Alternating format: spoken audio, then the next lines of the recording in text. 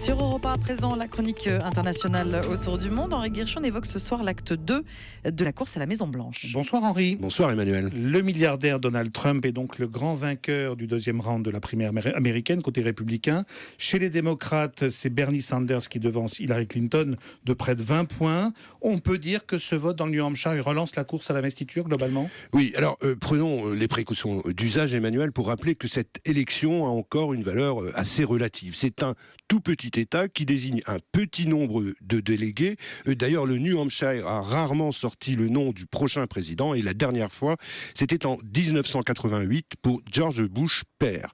Il n'empêche que ces résultats confirment une tendance qui inquiète sérieusement les états-majors, qu'ils soient républicains ou démocrates, celle d'un vent de révolte contre l'établissement politique. Car au fond, le populiste Trump et le socialiste Sanders ont beau être à des années-lumière l'un de l'autre, ils plantent les mêmes banderilles, chacun à sa façon. Sur l'argent, par exemple, Bernie Sanders étrille les grands groupes financiers qui soutiennent la plupart des candidats, dont bien sûr sa rivale, Hillary Clinton, et il n'accepte que les dons modestes, ce qui n'empêche d'ailleurs pas d'accumuler un trésor de guerre assez conséquent. Quant à Donald Trump, lui, il ne cesse de rappeler qu'il est assez riche pour ne pas être achetable, comprenez, au contraire des autres, et il finance lui-même sa campagne. Autre exemple, c'est l'Amérique.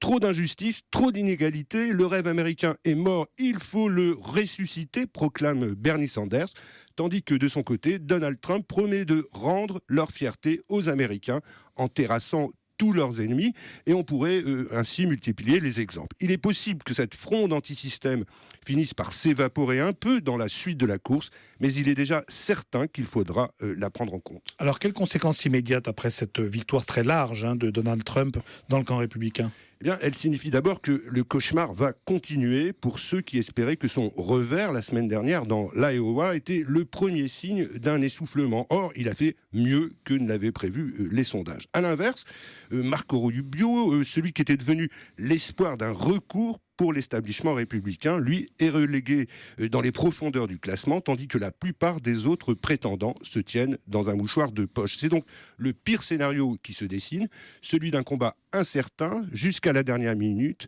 un combat qui risque d'épuiser le candidat désigné. Côté démocrate, Henri, on a l'impression que la favorite Hillary Clinton, cette fois-ci, est sérieusement menacée. Bien, en disant que le plus important, ce n'est pas d'être KO, mais de se relever, eh bien, elle a tout dit.